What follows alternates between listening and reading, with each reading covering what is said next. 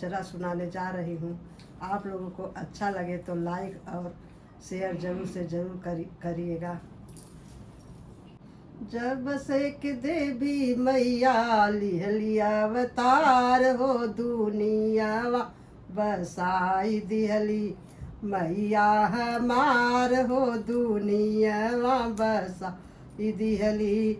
जब से कि देवी मैया लिहलिया अवतार हो दुनिया बसाई दिहली मैया हमार हो दुनिया बसाई दिहली।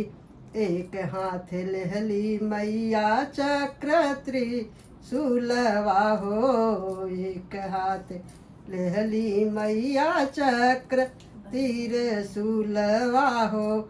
दूजे हाथ लेहली मैया, दूजे हाथ लेहली मैया नंगी तलवार हो दुनिया बसाई दिहली मैया हमार हो दुनिया बसाई दिहली। जब से कि देवी मैया, जब से कि देवी मैया लिहलिया अवतार हो दुनिया बसाई दिहली मैया हमार हो दुनिया बसाई दिहली। एक हाथ लेहली मैया शंख धनुषिया हो, एक हाथ लेहली मैया शंख धनुषिया हो।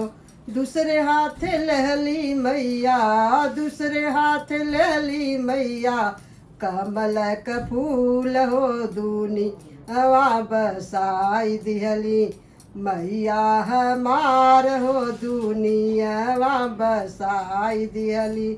जब से कि देवी मैया, जब से कि देवी मैया लिहलिया अवतार हो दुनिया बसाई दिहली मैया हमार हो दुनिया बसाई दिहली। एक हाथ लेहली मैया नारियल चुनरिया हो, एक हाथ लेहली मैया नारियल चुनरिया हो। दूसरे हाथ लेहली मैया, दूसरे हाथ लेहली मैया सर्वो समान हो दुनिया बसाई दिहली मैया हमार हो दुनिया बसाई दिहली। जब से कि देवी मैया, जब से कि देवी मैया लिहलिया अवतार हो दुनिया बसाई दिहली मैया हमार हो दुनिया बसाई दिहली।